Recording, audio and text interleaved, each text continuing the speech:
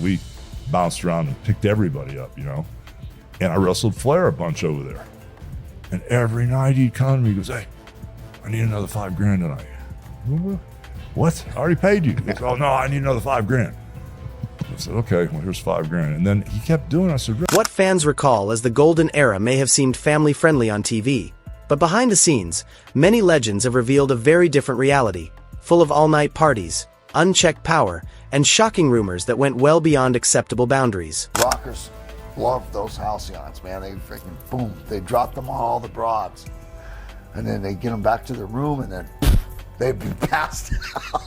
And they'd probably take their laundry off, and they'd have a good time with them. And they'd throw them out in the hallway. From secret gatherings that fans never saw to quiet whispers about strange rituals and deeply disturbing behavior. Insiders say the madness never stopped once the cameras turned off, and now those who were there are finally speaking out.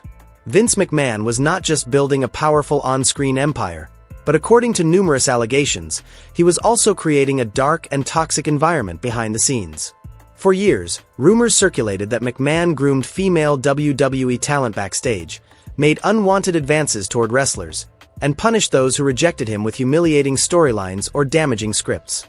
Former WWE wrestler Ashley Massaro claimed in a statement that was never officially released that McMahon targeted her and other women, and after she refused him, she was professionally punished by being scripted to lose matches and pushed into lesser roles. Similarly, Rita Chatterton, WWE's first female referee, accused McMahon of assault dating back to 1986, a case that eventually resulted in a settlement in January 2023. Former WWE manager Dutch Mantell also stated that McMahon would groom women during private meetings and said many left his office in tears after facing harsh treatment or inappropriate behavior.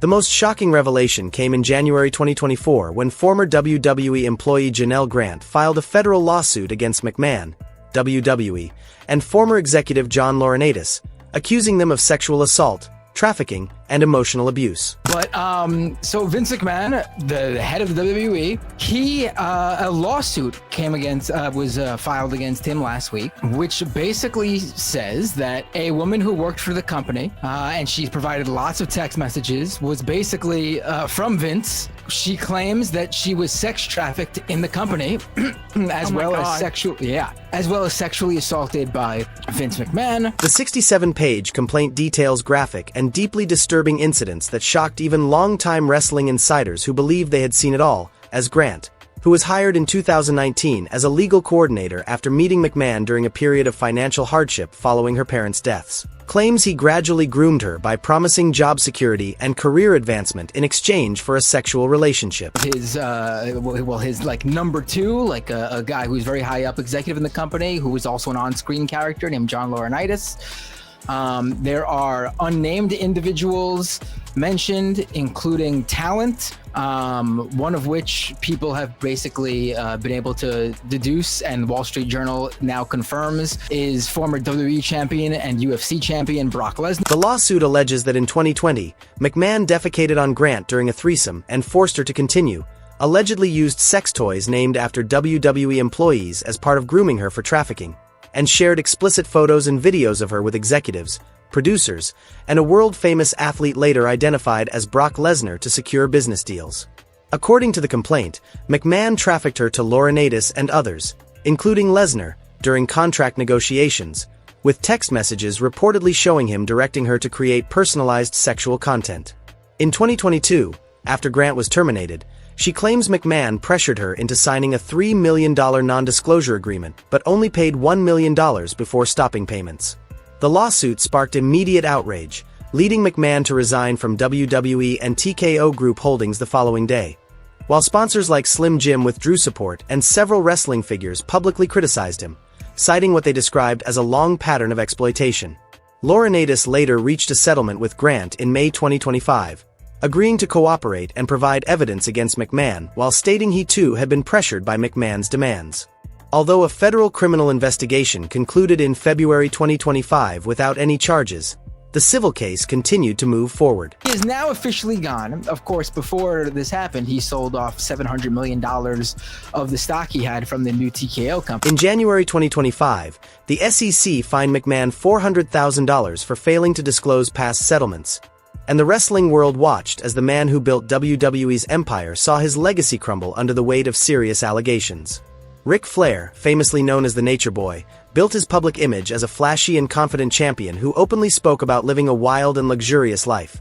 And in his 2004 autobiography To Be the Man, Flair boasted about sleeping with thousands of women throughout his career, including fans who approached him backstage or met him at bars after wrestling shows. Bounced around and picked everybody up, And I wrestled Flair a bunch of, and he wasn't going to bed at 9 o'clock back then. He doesn't like to be alone, he said. He said there's been times in his life where absolutely couldn't stand to be alone. He spoke of reckless parties full of multiple women, heavy drinking, and drug use, which sometimes turned into group sexual encounters. And he openly admitted to cheating and living through chaotic nights, including one story where he claimed to have had sex inside a limousine while traveling from one city to another. Ric Flair, Nature Boy, has a documentary coming out on ESPN 30 for 30. soon. Ric Flair also had some wild words. Ric Flair says many orgasms. He has slept with approximately, roughly, he was fair, give or take, about 10,000 women. What was Wilt Chamberlain's? I think 10,000 women. Was it more points or women's scored?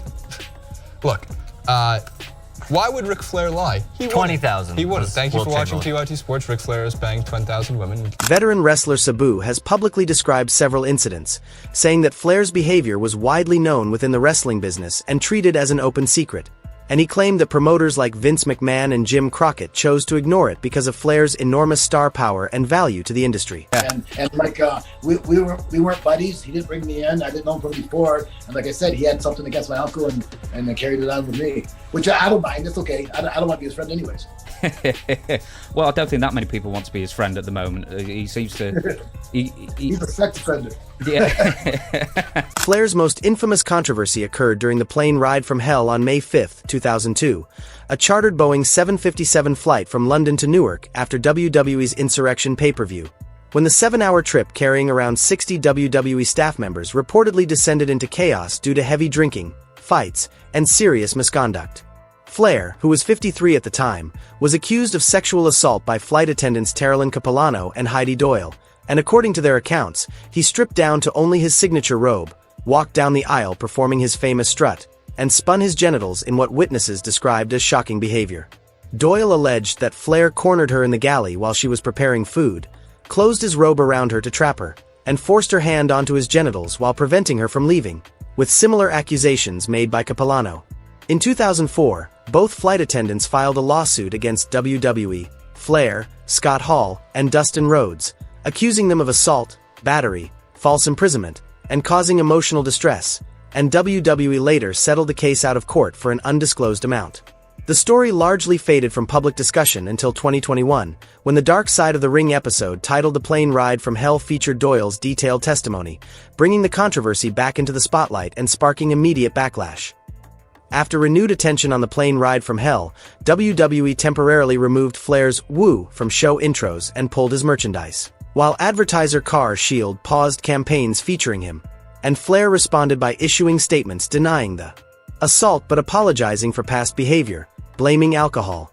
The episode divided fans, with some defending his legacy and others condemning the industry's culture of enabling such behavior. Shawn Michaels, known as the Heartbreak Kid, was famously part of the tag team The Rockers with Marty Jannetty, and during the 1990s, serious allegations emerged about their involvement with drugs used to facilitate non-consensual sexual situations, often compared to Bill Cosby tactics, though Michaels has admitted to a wild, drug-fueled lifestyle during that period while strongly denying any role in non-consensual acts or drugging women for exploitation. One widely cited account comes from Jannetty, claiming that during a WWE trip to Dallas in the early 1990s, for intoxicated college students harassed wrestlers at a hotel, and Michaels and Jannetty allegedly decided to prank them by spiking their drinks with GHB, a substance legal at the time but known for its sedative effects, and once the students passed out. The situation reportedly escalated further, with referee Dave Hebner allegedly cutting the woman's shirt and bra, exposing her, other wrestlers drawing on her face and cutting her hair, and the Ultimate Warrior allegedly fondling her breasts, which caused her to briefly wake and vomit. The Rockers love those halcyons, man. They freaking, boom, they drop them on all the broads. And then they get them back to their room, and then they'd be passed out, and they'd probably take their laundry off, and they'd have a good time with them, and they'd throw them out in the hallway and shit naked. Beyond the Dallas incident, numerous allegations suggest a troubling pattern of backstage exploitation of female fans throughout the 1990s, with Brutus, the barber beefcake, claiming in a 2021 Dark Side of the Ring episode that Michaels and Jannetty routinely used drugs like H-bombs or house ion pills on female fans and groupies in hotel rooms, and after sexual encounters would allegedly leave the women, sometimes naked and unconscious, in hallways, which led to complaints from hotels and even bans from certain venues.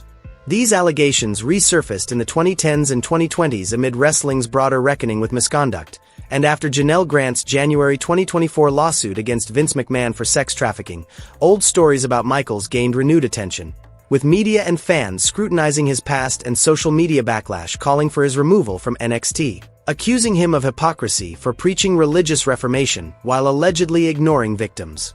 In a 2024 media statement, Michaels firmly denied any involvement in non-consensual situations, saying, "I've never been in a situation where it was not consensual.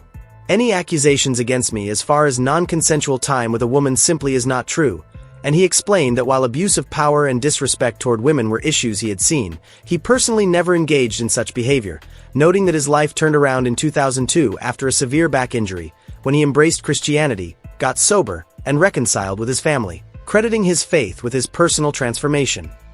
The fabulous Moolah, born Mary Lillian Ellison, was a trailblazer in women's wrestling who held the NWA Women's Championship for nearly 3 decades. But behind her accolades, numerous allegations describe a disturbing pattern of exploitation and abuse. Former trainees and their families claimed her training camp was an environment where young, vulnerable women were isolated, commodified, and groomed for abuse, with accusations including exorbitant fees of up to $500 a month for lodging and training, forced manual labor like yard work and household chores, and taking 50% or more of booking fees while making trainees cover their own travel costs. More serious allegations suggest she groomed women for sexual exploitation, providing drugs to create dependency, coercing trainees into sexual acts with promoters, male wrestlers, or clients to secure bookings, and even selling nude photos of underage trainees. Former trainee Mad Maxine Janine Yosef claimed, "Moolah did send girls out to this guy in Arizona and pimp them out. I actually spoke to him on the phone and asked him what he was looking for. He said, 'If I'm spending all this money, you know what I want.'" The most detailed accusations involved trainee Sweet Georgia Brown, Susie Mae McCoy, an African-American wrestler from the 1950s and 1960s, with her children alleging Moolah gave her drugs like pills to foster dependency and forced her into prostitution and sexual acts with promoters and clients for financial gain. Brown's daughter Barbara Harry stated, "When my mom went into wrestling, she was with the so-called Great Moolah. She was forced to do a lot of things against her will. She was made to have sex with other men. You can call it entertainment. It's still pimping and prostitution," claiming Brown was repeatedly raped, tortured, and isolated from her family. However, some trainees, including Leilani Kai and Peggy Lee Leather, defended Moolah posthumously, calling the pimping allegations false and insisting she was a shrewd businesswoman who never drugged or prostituted anyone, with Kai saying, "She never once drugged any of us. She never pimped any of us out that I know of." Okay, I'm here with Joyce Grable. And Joyce, for the wrestling fans that might not know you, could you tell us who you are and your relation to Moolah? Well, Moolah trained me in '71, and I wrestled for her till 1984. And I've been 4 times World's Tag Team Champion, so I've been around a long time. There's a lot of rumors going on, some reportedly by Sherry Martel, Luna, Sweet Georgia Brown, some of these other girls with stories of possibly pimping or sending girls to rooms. Did you ever experience anything like that? Well, no, I never experienced that. And all of the ones you named, they're dead, so how could they be saying anything? Maybe their family or just making it up. But as far as I was concerned, she never sent me nobody. And hey, I had a good body back then. I was kind of pretty, long blonde hair, especially when I went to Puerto Rico, Mexico. If she was gonna pimp somebody out, I would have been #1 on the list. I never recall anything. Major backlash erupted in March 2018 when WWE announced the fabulous Moolah Memorial Battle Royal for WrestleMania 34, sparking outrage among fans who cited her dark legacy, and petitions and social media campaigns pressured sponsors like Snickers and Mars, even leading to threats of boycotts. WWE eventually renamed the event the WrestleMania Women's Battle Royal without issuing an apology, and the 2019 Dark Side of the Ring episode on Moolah further intensified scrutiny by featuring both accusers and defenders. Hulk Hogan, born Terry Jean Bollea, became involved in one of wrestling's most infamous scandals in the 2010s, centered on a leaked sex tape from 2006 or 2007 that recorded him in a consensual encounter with Heather Clem, the wife of his best friend and radio personality Bubba the Love Sponge. Hogan maintained that the tape was recorded without his knowledge or consent, framing it as a severe violation of privacy. In 2012, Gawker Media published a 141-second edited clip along with a 1,400-word article, prompting Hogan to sue Gawker founder Nick Denton and editor A.J. Dalario in October 2012 for invasion of privacy, seeking $100 million in damages, and during the March 2016 trial, it was revealed that billionaire Peter Thiel secretly funded Hogan's legal fees as revenge against Gawker for outing him as gay in 2007. After 6 hours of deliberation, a Florida jury found Gawker liable, awarding Hogan $115 million in compensatory damages and $25 million in punitive damages, totaling $140 million, while Gawker later filed for bankruptcy in June 2016 and settled for $31 million in November. In July 2015, a separate transcript from the tape leaked to the National Enquirer, capturing Hogan using racial slurs while expressing frustration over his daughter Brooke potentially dating a black man, statements that shocked fans and triggered immediate consequences, with WWE firing Hogan on July 24, 2015, removing him from the Hall of Fame, erasing his merchandise, and scrubbing him from programming, citing their commitment to diversity. At the lowest point of my life, my personal life was destroyed.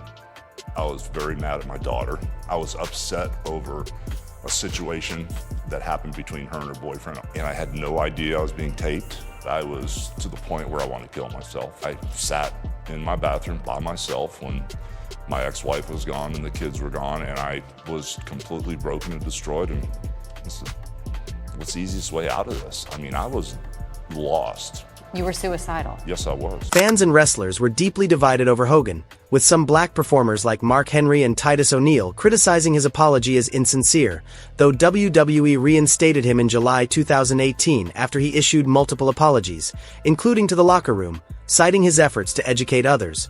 By 2025, following his death at 71, reflections on Hogan's career often revisited the scandal as a major factor tarnishing his legacy. Jerry Lawler, known as The King, has faced persistent allegations of inappropriate behavior toward young females, often described as grooming due to the power imbalance and age differences, with former colleagues noting his history of dating much younger women and making public jokes about preferring them, except when I have to drop them off at school. In July 1993, Lawler was arrested in Louisville, Kentucky, on charges of statutory rape and sodomy involving a 15-year-old girl, stemming from an alleged encounter in June 1993 at a motel, after a 13-year-old girl mentioned sexual contact with Lawler and wrestler Bill Martin during questioning about a separate relationship. Lawler denied the sexual allegations, admitting the girls had been in his motel room but insisting they only used the phone, and in an undated handwritten letter to prosecutors, he attempted to discredit the accusers by detailing their alleged sexual histories while emphasizing his own positive community reputation. The letter was widely criticized as reckless and inflammatory, potentially violating rape shield laws. Following the arrests, Lawler's associates allegedly contacted the victims' families, with Lawler personally calling one mother to discuss a private settlement. And in February 1994, the rape and sodomy charges were dropped as part of a plea deal in which he pleaded guilty to harassing a witness and paid a fine, publicly claiming the accusers had fully recanted. Though retired Detective Mike Redmond confirmed they never formally withdrew their statements, only refusing to testify, and the incident led to immediate professional consequences, with WWE removing Lawler from programming, including Survivor Series 1993. Backlash against Lawler resurfaced in 2017 when he retweeted an article about his 1993 arrest, sparking widespread outrage, and in 2018, Deadspin's release of case files, including his infamous letter. reignited debates over his behavior. Yet he remains a WWE figure with fans and insiders sharply divided on his legacy. Randy Orton has faced accusations of inappropriate and harassing behavior toward female WWE personnel, particularly during his early career in the mid-2000s. While no allegations have surfaced regarding grooming female fans, his conduct toward colleagues, including divas and trainees, has been described as bullying, verbally abusive, and sexually suggestive. The most notable allegation came from former WWE diva Rochelle Lone in December 2004, when on her first day on Raw she introduced herself to Orton but failed to recognize him immediately, offending him and prompting a day-long pattern of verbal abuse. Later, while Lone was filming a segment, Orton allegedly entered the women's locker room and vandalized her personal belongings by smearing self-tanning lotion and baby oil over her expensive clothes, bags, and items in a sexually suggestive manner, which fueled internet rumors that he had defecated in her bag, though Lone clarified in multiple interviews that it was lotion and oil. WWE moved her to SmackDown to separate her from Orton, with Vince McMahon personally apologizing and reimbursing her for the damages, and Lone spoke out in 2005 interviews, calling Orton's behavior inappropriate and verbally abusive, which drew immediate backlash. Orton's early career from 2002 to 2010 was marked by multiple controversies, including failed wellness tests in 2006 for marijuana and another in 2012 that led to suspensions, incidents such as shooting fireworks at Maria Kanellis, and complaints from others about a botched move by Kofi Kingston in 2009 that stalled his push. While Orton has denied many of the specific allegations, he has admitted in interviews that his behavior reflected immaturity, which he attributed to youth and personal issues, and veterans note that a serious neck injury scare in 2009 served as a turning point in his attitude and professionalism.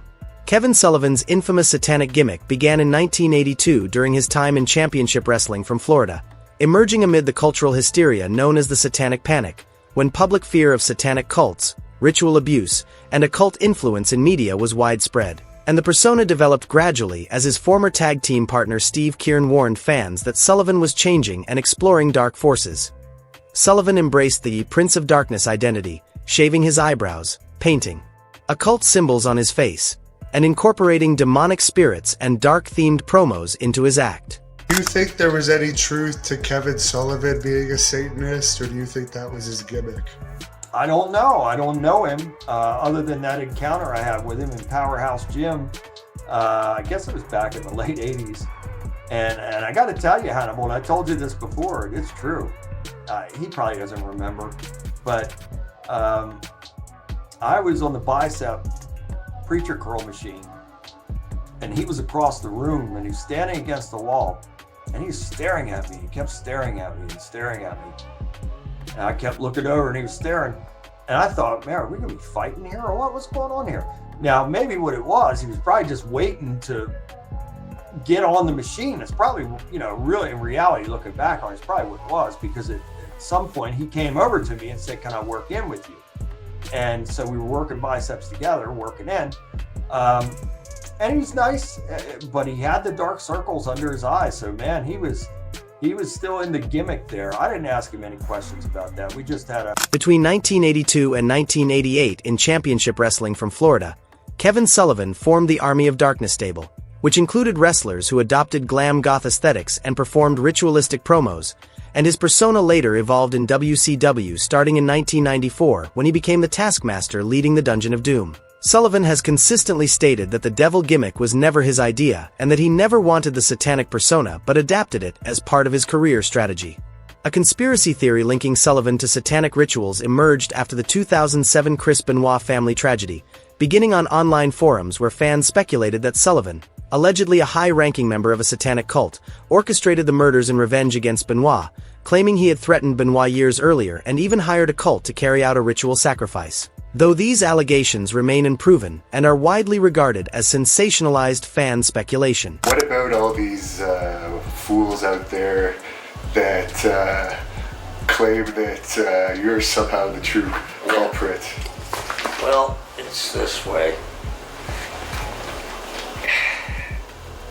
Conspiracy theory people, and I believe there's some conspiracies, but because he was such a fabulous wrestler, you don't want to believe it. You want to look at something else.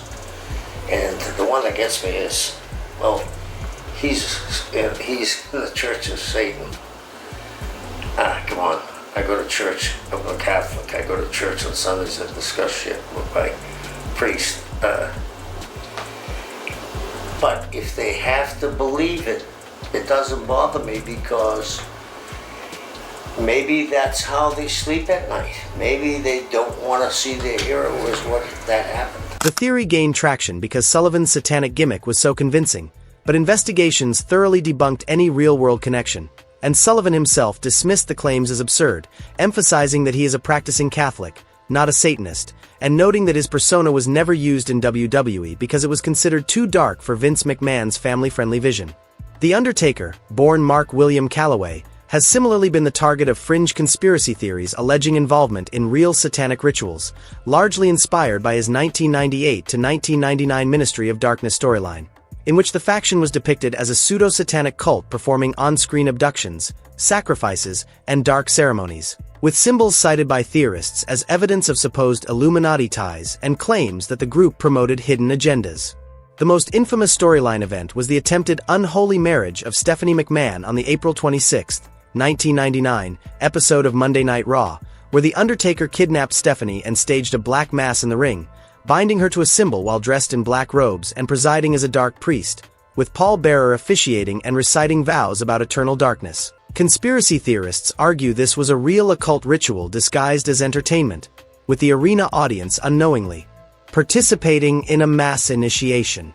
The Ministry storylines also included mock sacrifices and crucifixions, and fringe theories interpret the higher power reveal of Vince McMahon as a nod to elite cabals. The faction's dark themes drew immediate controversy, with parent groups criticizing the satanic imagery, but Calloway has consistently maintained that the Ministry was purely creative fiction, not real occultism, explaining in his 6 Feet Under podcast July 2024 episodes that he wanted to push the character darker to refresh it, and his public embrace of Christianity in 2020 further underscores his rejection of any satanic ties. The Clique, consisting of Shawn Michaels, Scott Hall, Kevin Nash, Triple H, and Sean Waltman, was a powerful backstage faction in WWF during the mid-1990s, formed around 1994, and they held considerable influence over storylines and bookings, while off-screen their lifestyle involved heavy partying, substance use, and interactions with female fans often called groupies, with the group becoming infamous for wild hotel parties after shows. Hall and Nash have openly joked in interviews about their encounters with women on the road, describing the 1990s as a time of rock star treatment when fans frequently approached them for hookups, and Sunny, Tammy's YTCH, referred to herself as the Clique Chick, claiming she got along with the group and was romantically involved with at least one member. Rumors of locker room parties with multiple women after shows appear in shoot videos, often linked to the Clique's influence. But while these interviews criticize the faction's attitude and power, they rarely provide evidence of organized sexual activities, and no major documented source confirms that the Clique hosted such events, with most speculation likely stemming from exaggerated stories of hotel parties and the group's reputation for excess. The infamous plane ride from hell in 2002 featured drunken antics but occurred after the Clique's peak, meaning their notoriety is rooted more in backstage politics and rock star style partying than in proven group sexual exploitation.